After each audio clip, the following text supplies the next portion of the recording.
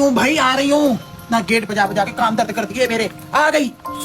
हाँ खराब कर रखा है सच्ची। कौन है ऐसे बजा बजा के दिमाग खराब करते? खुलता नहीं है क्या आपसे गेट? तू कहाँ से आ गई इस टाइम? मेरा ना दिमाग बहुत खराब है मम्मी। ओ ना गले में चुन्नी ना चूड़ियां ना कुछ। क्या करके आई है? मुझे नहीं पता क्या। मेरी सुन तो ले बात। मुझे क्या कुछ नहीं जा रही है अंदर? नहीं, एक बात तुझे बताओ। शर्म नहीं आती? तू ऐसे आ रही है पागलों की तरफ। अपना हाल देखा है तूने?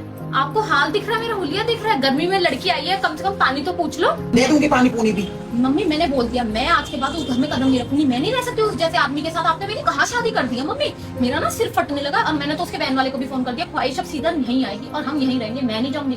मेरा जो भी सामान है ना इस हफ्ते के अंदर अंदर लेके आना, बस। मुझे नहीं पता, मेरा दिमाग खराब हो इतना गया। बड़ा डिसीजन लेने से पहले तूने मुझसे या पापा से पूछा है? और दूसरी बात, जब तेरी हमने सगाई करी थी तब तो तूने बड़ी गप्पे मारी, तब तो तू घूमने भी चली गई उसके साथ, तब तो तू बड़ी तारीफें करती थी, आदमी बड़ा अच्छा है मेरा। और अब तेरी शादी को कितना टाइम हो गया और उसके बाद कभी शिकायत नहीं मिली? ससुराल बहुत अच्छी है और वन सवल्ले तूने कपड़े पहने, वन सवल्ले तूने ऐसे करी, कोई खाने की कमी नहीं, पहनने की कमी नहीं, कुछ रोक टोक नहीं। ऐसा कैसे अपा मच गया ये हाल करके तू मेरे घर में मुंह उठा के आ गई? मैं भी कह रही कोई रोक टोक नहीं है, कोई मेरे ससुराल में कमी नहीं है, कोई मेरे सास ससुर में कमी नहीं है। मेरे को दिक्कत है बस मेरे आदमी से। क्या दिक्कत है? ना मेरी कोई बात सुनता, जैसे मैं चाहती हूँ वैसे नहीं रहता। वो कोई डमरू नहीं है कि तू डमरू बजाएगी तेरे हिसाब से। मर्द है वो, मर्दों की जिंदगी अपनी होती है थोड़ी सी। तो मम्मी मैं क्या हूँ फिर? मैं उसके क्या कठपुतली हूँ? जब वो कहेगा मैं वैसे करूँ। जो लेडीज होती है उसको थोड़ा बहुत समझौता करना पड़ता है, ऐसे नहीं होता है। मेरे से समझौते नहीं होते। मैं समझौता क्यों करूँ?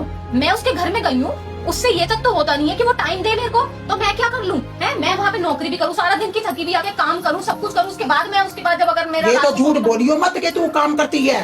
सवेरे 7 बजे तू निकलती है और 3 बजे तू घर पहुंचती है। कौन से काम रह जाते हैं? तेरी सास अकेली पिसती रहती है और उसने मेड रखी हुई है पूरी। किसको झूठ बोल के दिखा रही है? अपनी माँ को। तेरी माँ तेरा आईना है। मैं वो उन माओं में से नहीं हूँ जो अपनी लड़कियों के घर बर्बाद करती हैं और शह देती हैं। जैसे आइए ऐसे उल्टे पैर भगाऊंगी, पानी भी नहीं दूंगी। उठा अपना सामान और निकल। मेरा घर नहीं, अब नहीं। आप आने दो डैडी को, मैं उनसे बात करती हूँ। डैडी का डिसीजन भी मेरा ही होगा, जो मैं कहूंगी वही होगा इस घर में। मैं अपनी लड़की को अपने घर में ब्याही हुई और बच्चे की माँ को अपने घर में नहीं रखूंगी। आप मेरे को उस आदमी के साथ कैसे बांध सकते हो? मैं अब वो उस आदमी हो गया जब तक वो तेरे को घुमाता फिराता, मुझे करवाता है, खर्चे करता है। तो करेगा नहीं, शादी करिए, कोई भाग नहीं। फिर कैसे वो बन गया गलत आदमी? थोड़ी बहुत तो मियां बीबी की नोक झोंक होती रहती है। इसका मतलब ये होता है कि मुंह उठा के माँ के घर आ जाओ। माँ ने क्या ठेके उठा रखे सारी जिंदगी के?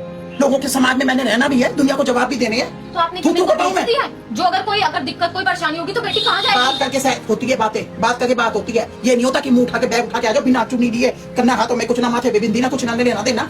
आदमी की दुश्मन बन गई चाहे वो लड़का। मेरा कुछ नहीं लगता पर तेरा तो लगता है। तेरा तो बच्चे का बाप है। उस बच्ची के जिंदगी के बारे में सोच, जिस बच्ची की जिंदगी तुम दोनों से जुड़ी हुई है। उसका स्कूल के पैसे अभी ताजे ताजे भरे हैं। मैं ना पढ़ी लिखी हूँ, गवार नहीं हूँ, ठीक है ना? नौकरी कर लूंगी, अपने बच्चों को पाल लूंगी और पढ़ा भी लूंगी और उससे अच्छा ही कर लूंगी। पढ़े लिखे होने का क्या मतलब होता है? पढ़े लिखे होने का क्या मतलब है? अपने अंदर ईगो भर लो।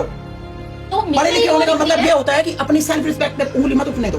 पर ईगो नहीं अच्छी लगती किसी भी मर्द को। औरत के अंदर ईगो नहीं आनी चाहिए। तेरी माँ ने सारी जिंदगी तेरे बाप के साथ काटी है पर मैंने ईगो नहीं करी। हाँ अपनी सेल्फ रिस्पेक्ट पे कभी नहीं क्यों झुकूं? हर बार मैं ही क्यों झुकूं? इसमें झुकना क्या होता है? पति पत्नी एक कमरे में रह रहे हो, वो कभी वो बनाता है, कभी तू बनाती है, कभी तू झुक जा, कभी वो झुक गया, बस। क्या हो गया? 100 बार झुकती हूँ ना तो उसमें से वो बंदा 50 बार भी नहीं झुकता, वो झुकता होगा 40 बार। तो 40 बार तो झुकता है। वो मर्द भी होते हैं जो छित्तर मार के घर से निकाल देते हैं। तू तो खुद घर छोड़ के आ गई, भरी थाली को मार के लात आई है तू वहां से। गहनों में उन्होंने लदा रखा है तेरे को, अच्छे से अच्छा कपड़ा तू पहन के हर महफिल में तू सजी पड़ी होती है। पार्लर में तुझे मना नहीं, कहीं आने जाने की तुझे मना नहीं, स्कूटियों में तू ऐश कर रही है, मोजो गाड़ियों में तू घूम रही है। और क्या चाहती है दुनिया में तू? तेरे तलवे चाटे पैर के नीचे बैठ के वो मेरे घर से निकलने, मेरे घर में जगह नहीं, अपना बोरी बिस्तर उठाओ, निकलो यहाँ से।